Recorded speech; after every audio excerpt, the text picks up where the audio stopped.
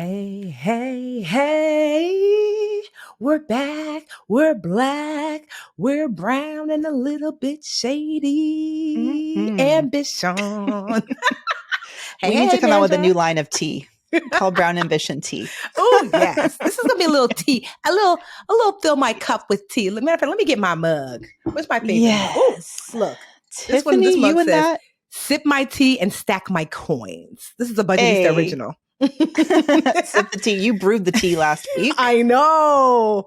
Oh, maybe you I want to took a set little the social scene. media. Yeah, I took a little social media cleanse last week Mhm. and completely missed the fact that one of our clips with Tiffany went viral. So if you guys have not listened to last week's BA Q&A, we talk about online mentorship Mhm. communities and are they scams? Are they not as scams? And Mhm. Tiffany's take, damn, 150 something comments. I How know. many views? Like 60 something thousand Almost views? 70,000 views. I was like, Dust you touch a nerve. We touched I a tiny nerve. know. I know. Why do you think people are what's the feedback mostly been like? It seemed like people were like, hell yeah, speak on it. You Yes, know? that's really been, I think, because we are entering into like this strange space where everybody is teaching.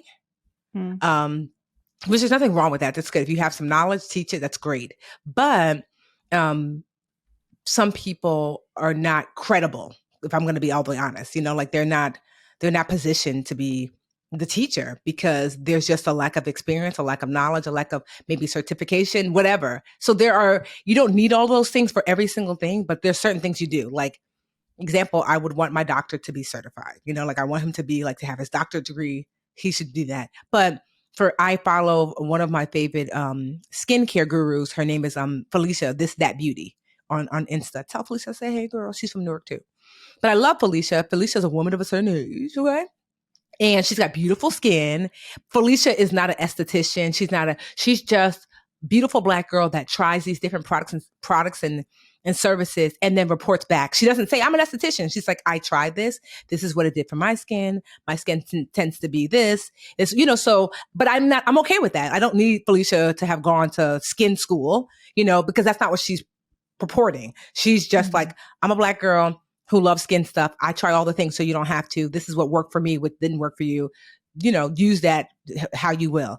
And so I think Nitty and I were on the same page in that we're not saying that you can't teach unless ... But there are some instances where we have seen people are teaching and we're like, really? Okay. I'm confused about where that knowledge came from. I teased Mandy earlier pre podcast taping chat.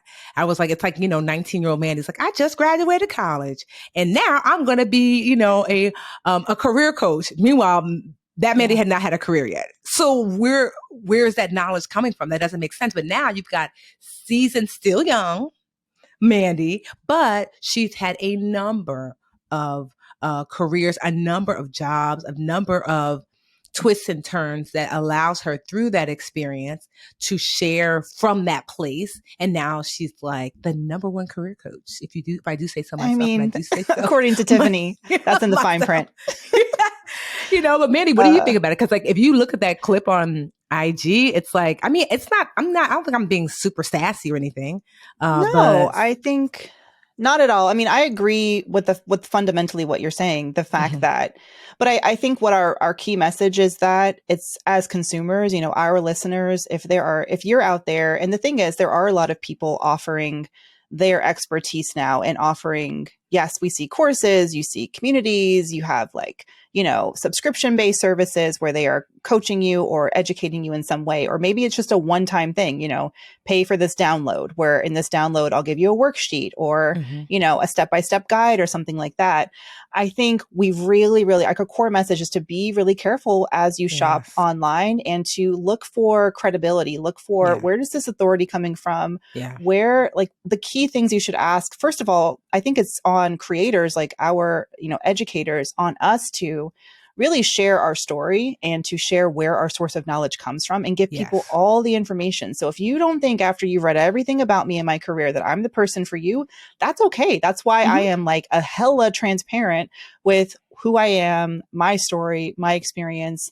And over the course of the past year, becoming obsessed with my ideal client and Mm-hmm. who am I most beneficial for, so that I can really target, that consumer, and the rest of people won't be interested in working with me, and I'm not the right fit for them. You know what I Yeah. mean? So I think educators need to be really specific and honest with who they Yeah. are.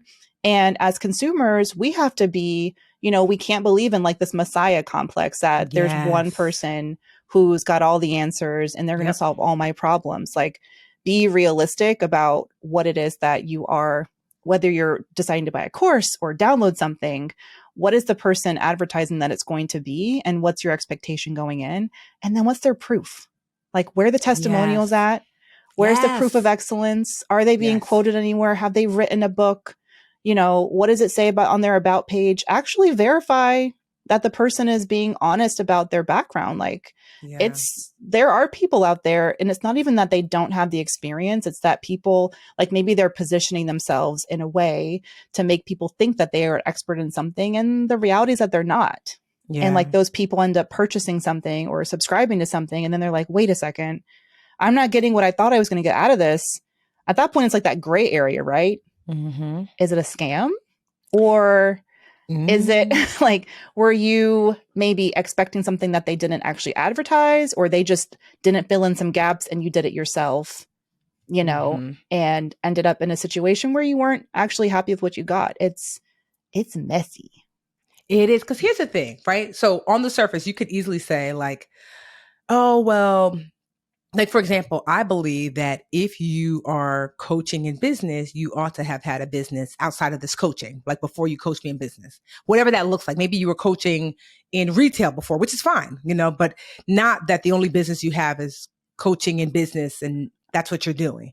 And that's the only job you've ever had, right? Because then it's just like this weird loop of like, well, what came first, the chicken or the egg, your experience, or you only got experience because you practiced on me. So that's one. I was talking to my mentee last night and she was like, well, I could tell she was struggling with it, like, because she coaches. And she was like, well, not all football coaches were like in the NFL, like NFL coaches. I'm like, yeah, but they all played football. Meaning, I'm not saying they played football professionally, but if you've never picked up a football ever in your life, you have never thrown one, where does that, you're coaching from what space? You don't know how the game is played. You don't know how the ball feels. You don't know, like coaches don't have to, that kind of coach, it's not required that you were in the NFL, but at some point you had to have at least played football. You know what I mean? Even just recreationally, because there's some nuance that you gather from the experience. That's not the same for all things. Like my therapist, before she was my therapist, she was a coach for me. Now, here's the thing. When she was my coach, did she need to be a therapist? No. So like a personal coach to me does not necessarily have to have a doctorate. Like Dr. Green is a doctor. She does not necessarily have to have a doctorate, because I've had personal coaches before. They didn't have their degree in psychology.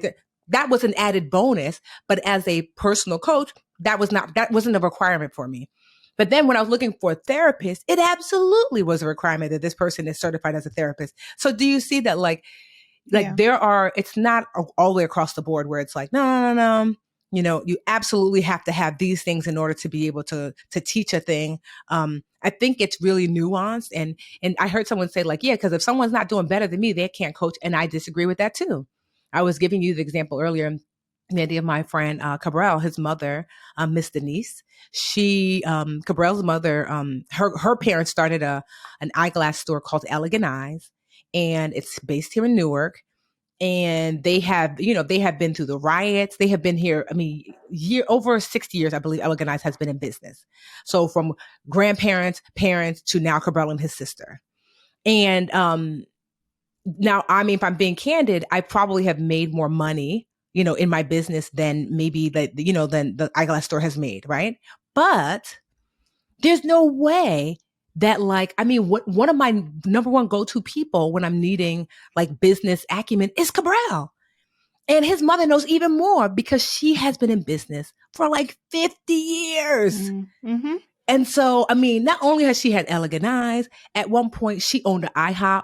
At one point, she owned a Jamaican restaurant. At one point, she owned an apartment complex. I mean, Miss Denise is so well. I remember asking Cabral, because she's so chill and laid back. You know, not like everybody now, everybody got to be on social, myself included. But Yeah. that old school, you know, they just did it. You know, so Yeah. I'm like, Cabral, can your mom be my mentor? He was like, what? Mr. Denise was like, girl, what you talking about? You know, because, but I mean, she is a wealth of knowledge, despite on the surface, it might look like, well, Tiffany, you've made such and such. No, no, no, no, no. I cannot hold a candle to her level of knowledge, because there are some mentors that to me require a deeper level of experience in order, because business is so nuanced. It's not something that you can do on the sidelines and then tell somebody about. You have to be in it.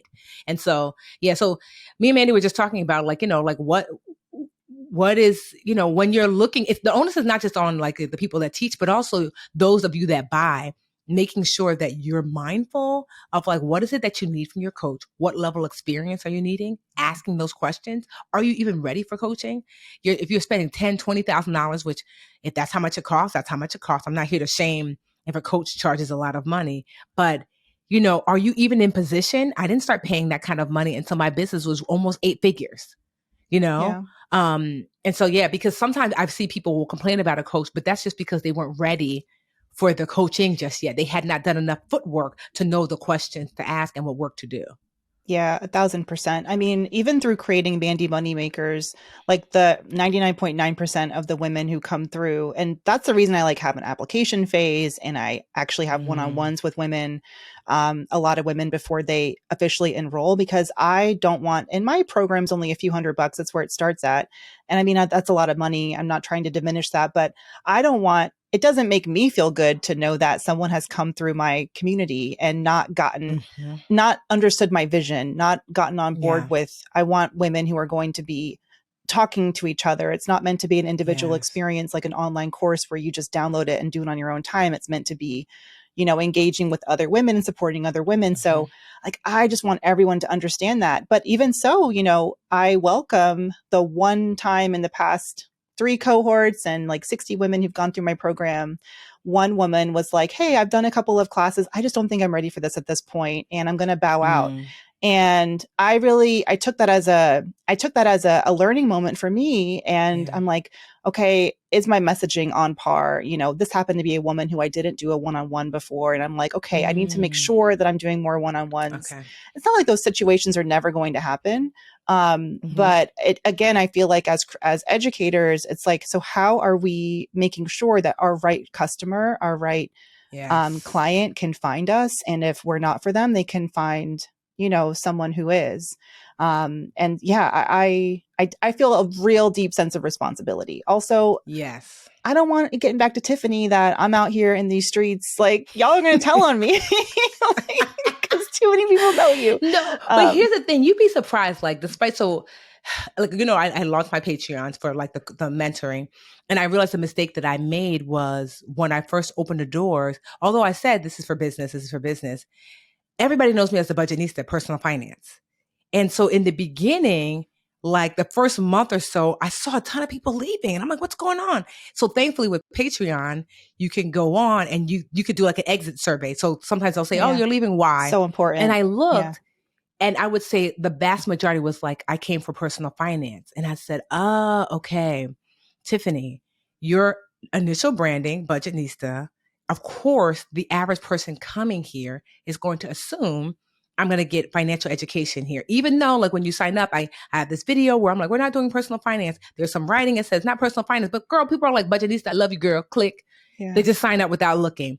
So I made sure now that, like, I have like when you go into my Patreon, like it says start here. And one of the first things it says in all caps is, you're not getting personal finance here. This is if you need business coaching. Yeah. And then I made sure that whenever I mention, you know, like my Patreon, that I'm like, so remember, it's business coaching, not personal finance, because I'm wanting that when you hear me, if you sign up, you know, you come for that reason. But there's still people, every once in a while, I get a handful of people that when they leave, I look and it's like, thought I was going to get personal finance. But to your point, the onus is also on the coach to make sure that you are saying the things that are attracting people who are going to be successful in your program, that they're getting what they come for. Because I don't want, for me, it's $10 a month. So, people don't leave like, I hate Tiffany, because they're like, girl, just buy. Yeah. It's the $10. But, I know I have friends who charge, 10, 20, $30,000, not a month, but like for the year.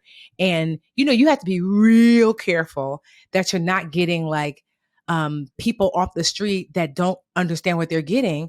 And certainly you don't have to be careful if you don't want to, but word gets out real quickly when someone loses $30,000. Yeah. It's devastating for most people. Like people just don't have that. And it like to like I said, is it like Mandi and I joked before, and I said I wasn't going to say it, but I think I'm going to say it. It's like, is it a scam? You might not be going to jail, but you're not going to heaven. Yeah. So it's like, is it morally okay? No. Yeah. Is it a scam? Meaning like, are you going to, like, is there like some sort of legal ramification? Maybe not, but that doesn't make it right. And so the onus on y'all who are looking is to vet. What is it that I'm needing? Am I going to get this? Can I ask questions? What was this person doing before? Have other people gone through this? Like my business coach, Zion, he was so expensive. It was $35,000 a month. Let's do the math on that. So, but when I tell you, I was this close to shutting down my business. Yeah. I had reached, even though we were our most successful at that time, we were just like literally just under 10 million. It was like 9.988, something crazy, right? But I was so overwhelmed. So I'm like, so that's $420,000 a year. But like I said, by then my business was just about $10 million a year. But I was so overwhelmed, despite it being successful, I was going to shut it down because I didn't know how, like we had clawed our way to that 10 million in a way that I knew was not sustainable emotionally, mentally. I was drowning in the work, and it was reflective in my body. My blood pressure was astronomical. Like I went to the doctor, just for a regular checkup. She said, this is the second time your blood pressure has been elevated. I want you to get a blood pressure machine. And then every day text me like via like our app, like, what it is. So I started to take it, and I stopped taking the numbers because they were scary. Like, I think like it's like 120 over 70. It's like considered baseline, a little elevated might be 130 over 8, like that's within range. But no, I was clocking in like 160 over 40, Damn. Like dangerous I'm not some old lady. Mm-hmm. And I stopped. At first I thought maybe it's just the machine, it's broken. I had my sister do it, 120 over 70. I had Alyssa do it, 120. I had Jarrell at the time do it. And I was just like, what is going on? What is going on? And so I realized that you're going to have a heart attack or whatever. Is it a stroke? I'm not sure what you get from high blood pressure. If this continues, if it means shutting down the business to save yourself, so be it. Because I didn't hate it. I just didn't know how to manage. And it was because I brought in Zion, and he kind of was like, here's all the things you're doing that you ought not to be doing. Here's how to delegate. Here's how to shut down. Here's how to create space. And so it was worth that money. So I don't want you to think of like I'm hating on like, oh, I charge a whole lot for coaching. That means that person is a scam. No. Yeah. Sometimes it does cost a whole lot. But to me, it's really more so that like, is there proof in the pudding? Who have they worked with before? He was recommended to me by a very like somebody who I know in business that also does 8 figures and was like having a hard time, and he totally transformed her. And she told me ahead of time, Tiffany, he ain't That's cheap. the key. And I was like, it's either a personal referral from someone you trust. Amen. Yes. Like if you don't have that, I don't know how anyone makes purchases of like that magnitude without a referral or a human telling you, I went through this. And, and this is also the reason why I think it's really important for educators, give away your stuff for free for a little bit, like build those testimonials so that people can experience whatever it is that you're doing. The smartest thing I did, and I wish I could say I was like some sort of mastermind genius, was do 200 free career coaching sessions. Yeah, but that was genius though. It was genius. And I think without those testimonials, how are you supposed to convince anyone to trust you? And not just testimonials that you read online, but like to know that someone, like I'm thinking I've invested in 3 coaches in the past, very different book proposal coach, business coach and another like short-term sort of coach for around sales. Okay. And as someone who's Okay. purchased, like Tiffany, you're talking about purchasing coaching services. I've purchased coaching services as well. The common denominator is that I had a trusted peer, someone similar to me, like you mentioned, in that case, Yes. someone who also had an 8-figure business struggling, someone who had similar issues to me. And that's important. They found it really, really helpful and found the investment worth it. And I have turned down Yes. other programs from people who said, yes, I spent the money. Would I do it again? No. And it takes time to get those kinds of like referrals, but it's so crucial. So crucial. Whether you're spending $200, $2,000 or $200,000. Yeah. Like the due diligence ultimately falls on you. And no, I think to me, a critical component is, have you even started the work? Some people want to coach day one of their business. I'm like, yeah, sis, open up the laptop and just get to clicking first before you, because you don't even know what you need, like, have you gotten, it's okay to get advice and things like that, but like to pay for coaching, let me get into some sort of groove. So I even know like, oh, okay, this is what I'm in need for. So I feel like people either get coaching too soon or they get it too late. Like I waited until I was on my last leg and limping along. I was like, coaching, please. Yeah. that Desperate. You don't want to do. But you also don't want to do coaching so soon in your baby business, because you might be like, oh, I don't even want to do that anymore. Like I said, not to say you shouldn't get advice and you shouldn't take free classes and things like that, but you just want to be mindful like of that. So I hope, I'm hoping that viral clip, no one has reached out to me to be mad, but I'm sure there are people who are like, this damn Tiffany. She, what do people say? Like, back in the day when I was in college, guys used to say I was a cock blocker. because I was a girlfriend. Like if my friend was drinking or whatever, I didn't drink. Yeah. If my friend was drinking and she was like, I'm gonna go home with random over here, I'm like, you're not, sis. You're not going home with whatever his name is. We're going back to the dorm, and I'm gonna be able to tell your mother I put you to bed and back in. And they'd be like, oh, she's such a hater. I'm like, I'm sorry, I won't let you accost my friend. And One so can you imagine? So I'm like, savior. So if someone's mad, don't be mad that I won't let you accost our beautiful Black and brown audience that like, now, I'll take it. I'll be a cash blocker. Any professional who can't engage in like an intelligent debate or conversation discourse about your profession and how to like improve it, and how bad actors, how to tell apart bad actors, and like that to me is a red flag. It shouldn't, like, for me as a coach, it doesn't make me feel any kind of way that we're being critical of other coaches and people who sell services. I think it makes us better, and it helps build trust with our communities, which is what everyone should be out there doing, building that trust and doing the damn work so that you deserve that trust at the end of the day. Right.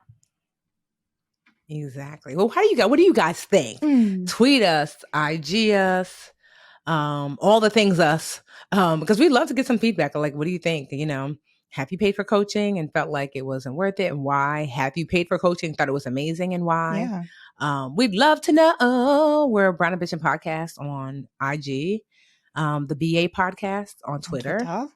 Brown Ambition Podcast at and then gmail.com. Mandy's Mandy Money on Twitter, right? Go ahead, I love Mandy, you for sorry for promoting me, but no, Mandy Money, not on Instagram. I'm on Instagram, Mandy Money. Twitter is still Mandy Woodruff. Because if I change it, I'll lose my verification badge, Tiff. Oh, you will? I will. They threatened me, and I said, fine. No, gosh. They're such haters. And y'all know I'm the budgetista and all the things. But we would love to know, honestly, I'd love to know the good, the bad, the ugly, what I think it's important that we don't condemn all coaching, because Mandy and I both coach. So that's certainly not what we're doing. We just wanted you to practice discernment. So you get your money. If you think there's a scam that you see out there, or there's something that you're just not sure about, like our last listener who even asked about these mentorship quote unquote scams, is it a scam or not? I'm curious, because I can't see everything. We can't see everything that's out there, but what is giving y'all a little bit of like heartburn, or a little bit of like, I'm concerned what is going on here? Let us know. BrownAmbitionPodcast@gmail.com or everywhere else. Hey, BA fam. I'm super excited because this episode is brought to you by our new partners, Thrive Cosmetics. Here's why I'm excited, because you might not know this. I've got super sensitive skin. I'm talking about breaking out from a lip gloss. I'm talking about I tried to dye my hair and my face blew up and I had to get a shot at the hospital. I'm talking about sensitive skin. But Thrive Cosmetics has the solution to that answer, right? They are high performance beauty skin care products made with clean, skin loving ingredients. Love it. No parabens. My skin hates those. Certified 100% vegan and cruelty free. Woohoo. Cause is even in the name for a reason. Every purchase supports organizations that help communities thrive. So now's a great time to try Thrive Cosmetics for yourself. Okay. Right now, they're going to give our BA listeners 15% off your first order when you visit thrivecosmetics.com/BA. That's Thrive Cosmetics, CAUSEMETICS.com/BA for 15% off your first order. And we're black and back for Brown Break, Brown Boost. What you gonna do? Brown Bake, Brown Boost. What you gonna choose? Is you gonna break? Cha-cha-cha. Is you gonna boost? Okay. Break, boo. Let me get my Vanessa Williams on. I can't. I do the Black people version of Spanish dancing, which is just to shuffle your feet, I swear, and then move your hips. This right here. I'm like, it's like 90% enthusiasm and 10% talent. That's my version of any Latin dancing. No technique. So brown breaky, brown boosty. What are you gonna do, Mandy? Are you gonna break? Are you gonna? I wish I had seen this news before last week, but I'm a little bit tardy to the party. But I'm gonna do a brown break. I have to do a brown break for Sesame Place, which is Sesame Place. Like, we've been trying to figure out, is Rio old enough? Will he be scared? When to take Rio to Sesame Place? It is this. Do they have them all over the country? I don't know, but there's one a couple hours from New York, and it's where you can meet all your favorite Sesame Place Sesame Street characters, and it's just fabulous and fun. Anyway, the heartbreaking videos that I saw. So there was this viral video. Did you see this? The little girls. Girl, I seen it. First of all, I was going to take the kids to Sesame Place this summer. Now I'm like, child. There's a heartbreaking video of these little girls, little brown girls, who are, I think it's Rosita. Yeah, Rosita, who is a Latin American character on Sesame Street, just completely ignoring them and like giving them like a nah, like hand in the face as she goes by. And then she's like saying hi to kids who are white. And that would have been enough. But then I got on Twitter and there were other videos that were surfacing of like similar craziness, and Sesame Place put out a statement, but it's so sad. Like, you would think everything that Sesame Street stands for, like, they just need to they need to do way more than put out a statement. They need to figure out who's in those suits. Is this a pervasive problem? These are little babies. And kids feel that when you see those little girls' faces, it breaks my heart. So massive break to Sesame Place and whoever the owners are. They need to get their shit together and fix these issues. And huge, that's a situation where I feel like those parents could have felt like, it's just us. Are we imagining this? Like, those instances of racism that aren't, smacking you over the head. But the fact that they told their story, and then you see more stories coming out. Like, thank you for actually sharing that story, posting that video, being brave enough to endure, which I'm sure is like a ton of BS, hate, and vitriol. But it's important. So I'm breaking Sesame Place, and I'm going to boost that family for being brave enough to speak out about it.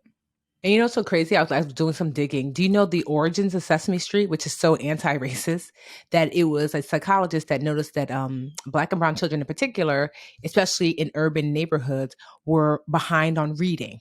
And so he said, if I can create a show that is similar to that environment. So if you notice, literally it's called Sesame Street because if you notice, it's supposed to be like New York. Yeah. They had all these Black and brown, like, you remember, it was like all of the humans that lived there, most of them were Black and brown. And honestly, the South didn't want it. And people were angry at this representation in children's programming. But it was created specifically for the very kids that are being like ignored at Sesame Place, which is so crazy. Like, to know that that's not the foundation that this was actually built on. It was actually built specifically for these children to feel included and welcomed and educated. So it's a damn shame. Because honestly, I was going to take the kids. I was just talking to my sister Carol. I'm like, should we take Roman and Amelia to Sesame Place? She's like, by we, do you mean you? I'm like, Want to go to but Diggerland? yes. Because construction trucks are the new Sesame Street. I don't remember construction trucks being such a big deal when I was a kid, but let me tell you about a skid steer, okay? I don't know why kids. I feel like there's a few. I don't know if Rio has gone through all these iterations yet. There's a few things that kids go through that they become expert level experts in: planets, Mm. dinosaurs, like construction trucks and Yeah. vehicles and things. And it's just such the Oh, oddest thing. And I'm just like, literally, there'll be a moment where, like, I used to babysit this 5-year-old kid, and he's like, "Do you know that Pluto was the?" I'm like, "How?" me, I was that kid. Like, oh, then you get grown and you don't know nothing. You're like Neptune, like the town in South Yeah. Jersey. Like you don't even remember those things. But it's just so odd to me that like, yeah, kids will go like through those phases. Well, I'm actually going to Boosie Boost. I am currently reading. If you were watching on our YouTube, you would see it. So this book is called The 12-Week Year. This is actually just the workbook version. I don't know these people. They're not, ain't no money involved for me. But I started reading it because I'm not gonna lie, Mandy, I'm not a really great consistent executor. Okay. And I know people think I'm a good executor. No, I Key struggle a lot. consistent.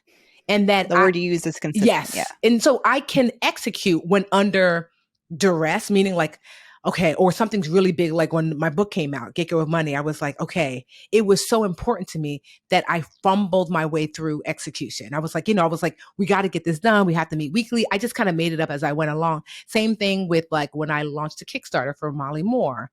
Same thing when I launched Literature Academy. So when it comes to these big old things that it's so important to me, I will execute, but really in a sloppy way. So yes, on the outside, it's like, ooh, you guys did it. It's like, girl, do you know how many, like, of the 10 things we did, really only 3 of them were the things that like move things forward. And I'm exhausted by it. And so, and I think actually Zion had recommended this to me before, but I wasn't ready for it. And then it came up again. I was like, all right, I think I'm ready. So I got the ebook, not the ebook, the audio version, because that's my jam now. And so I started listening. I was like, oh my gosh, yes. And then I was like, but it's the kind of book you really need to kind of take notes. So I was like, you know what? I don't want the book. They had the workbook. So I ordered the workbook version. And I'm going to be working with Tamara, my CEO of the Literature Academy, on like reconstructing like kind of our organizational structure to more similarly align with a 12-week year, but also even on the Budgetnista team with Logan and my team and be like, okay, because I want to practice being a consistent executor because it won't just help in business, but in life. You know what I mean? Like, how do you get things done? And why, and like, how do I make that, something that is a habit versus like this Herculean effort? And so the purpose, like here's what the 12-week year really like in a nutshell is. It's like these, Brian P. Morin and Michael Lennington, they're researchers and they were trying to figure out what made people successful. Truly. Was it knowledge? Was it connections? And they found that there was this underlying like attribute that they found. And it was like the people who were consistently successful, they were really good at executing above all else.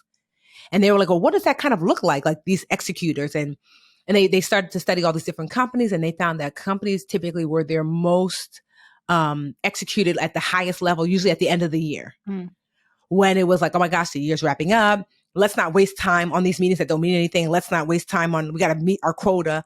And they're like, well, how can we recreate that same feeling of get things done, get rid of the things that don't matter, but not have to wait till the end of the year? So they said, well, what if we can create like a year, but within these 12 weeks? So the purpose of 12-week year, Mandy, is not to get a year's worth of work done in 12 weeks, that's what I thought. I was like, that sounds a lot. But it's to really organize and say, my overall vision, let's just pretend it's the book, Get Go with Money. My overall vision is for Get Go with Money to sell 100,000 copies year one, New York Times bestsellers list. That's the overall vision. And then break that down to goals. So goal number 1, write the book. Or like to get an agent or to get a proposal done, whatever that is. And so those goals make up, that's the 12-week year. So if goal number 1 was to get a proposal done, and to find an agent, then that's what I would work on those 12 weeks. It's like, and then you break down each week by creating a plan for each week and then tasks for each day. And then by the end of that 12-week year, you're like, I have my proposal and I found the agent. Next, to write the book. And then that's what happens within that 12 weeks. And so, but by the time you're done, you've accumulated all of these major goals that lead to the overall vision, which is a successful book that is a New York Times bestseller. So honestly, I'm like, Yeah. okay. And I see that I was kind of doing some of those things already when I was successful in executing, but not in a strategic way, accidentally. And so honestly, I'm really excited about it. And I'm actually going to share it with my mentortiffany.com members. And I think we're gonna work through the book collectively together, because when I teach, I learn twice. And so I'm excited about that. Like, okay, because execution for most small business and new business owners, that's something that people struggle with. So that's my boost. Honestly, I'm excited. If you've read it, let me know what you think. I'm really like enjoying it, and I'm just like, ooh, okay, if I can master this part of myself, it's just, I feel like it can alleviate additional stress and not have me wonder, will this or will this not work? Because you won't have to wonder when you have a very clear plan. You know that if you're working the plan will Yeah. work, you know? So that's my boosty, even though they're As a not coach, I'm a brown. That's huge okay. fan of baby steps. I feel like so often it's like deer in headlights. I want to get here. I want to get to the end. And I'm like, okay, but that's not the problem today. The problem is that you don't have something you need today to do a tiny bit, like do a tiny step to get there. Yes. Well, that book helped me like finally put away the laundry that I folded on Saturday. It could. You never know. Honestly, when I look at it, I'm thinking about like, I'm down. I know you can't really tell because Black girls be hiding it well. I'm down like 25 pounds, like at my peak. You know, like I was just like, I mean, I'm always transparent. Like at my peak, I want to say last year, maybe mid last year, I was like 200 pounds. And I was like, Tiffany, like this is the largest you've been, which normally it's like, whatever, girl, you thick, it's cute. But when the blood pressure was raising and everything else, I said, not so cute. Like it's affecting your health. And so I was like, but I had yo-yoed, like, oh, I was vegan. Remember I was vegan for that spell, then I dropped, and then it was too much. I was not able to consistently keep myself where I wanted to be before. And then I started to do where recognizing some of the things I was doing. I'm like, oh, that's why what's working is working now. Because I found something that I like to actually do. Like I actually like jumping rope, and I'm still jumping rope. You know, we talked about that before. And two, I finally realized that like I don't do well with deprivation. Instead, I had to find foods that were good for me that I actually liked. And so I was like, I'm like, okay. So like now I've flooded like my pantry and my refrigerator with food that I like. So I was kind of doing this like systematic program for myself because I had to create a lifestyle. Like I had therapy right before this, and Dr. Green said, it's the difference between picking up a skill set and technique, which is great to start, but until it becomes an embodiment, you will go back to where you were before. Literally shifting who you are internally. And she was saying, that's why I'm really proud of you, Tiffany. She's like, you're doing an amazing job because you are shifting who you are internally. And as a result, you're making decisions that are in your best interest. And that's the lasting change. So I'm finally getting to that place when it comes to, I'm like down to like 175. Honestly, I don't really have now I feel like my size is fine, I guess. I mean, I'm like, I fit my old jeans and I'm like, that's fine. But I still just want to continue with like working out and in the way that I like, which is walking and jumping rope and doing some lunges and squats when I brush my teeth. Oh, when you brush your teeth. Okay. And, but yes, that's one of the things that I do too. It's, they call it, habit stacking and atomic habits, but I've been doing that for like years. I used to do that when I was like, okay, you have a habit you're already doing, and, tack something to it that you want to make a habit. And so when I brush my teeth, which is usually at least twice a day, sometimes 3 times a day, I do lunges and squats. And so I'm like, okay. And, and I'm like, and so sometimes I'll like even lean against the sink and like do like push-ups against the sink, because I don't really like working out, but I like jumping rope and I like walking, but that gets me to get like some lunges and squats and something. You're going to brush your teeth anyway. You're in here. Get your That's 20 good. squats in, sis. I wish I could do that with like Kegels. I'm supposed to be doing Kegels, and I'm like, I sit a lot. Like, just do Kegels when you're in the car. And I'm like, dang, I always forget. I don't even remember. Oh, girl, I wish, girl. Let me cough just one good time. I'm like, what? Listen, we can do a whole episode about. I know. I'm sure after baby, every woman tells me like, child, it's not a joke. I don't think there's enough Kegels in the world. I do not. That good sneeze. You're like, well, glad I brought a new pair of underwear because it's a wrap for me. I know some of the guys are like, wait, the belly laugh. What? I love to laugh. I fear it now. I get really good at crossing my legs. It's true, guys. On that note. It's true. Women be trying hard not to pee on themselves basically when we laughing and cough. Listen, It just it's happens. a struggle you will never know, okay? So don't try to understand. But I love that. The 12-week year. Hopefully. All right. Your book recommendations are always on point. Mm-hmm. Yes. And so, like, yeah, if you've read it, or if you want to read it, or whatever, let me know. Because I'm just like, yes, I'm curious to see people who've used it, especially if you're using it and you're like, and you have some tips, please share.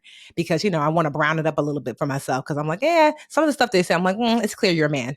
Because that's just not how that works. But, there's a lot of good foundational things there. Awesome. Well, shall we wrap it up? Call it a show? See you guys Friday for the BA Q&A. Mm-hmm. See you Thursday. We cannot forget. Special. We will be live July 28th on YouTube. Yes.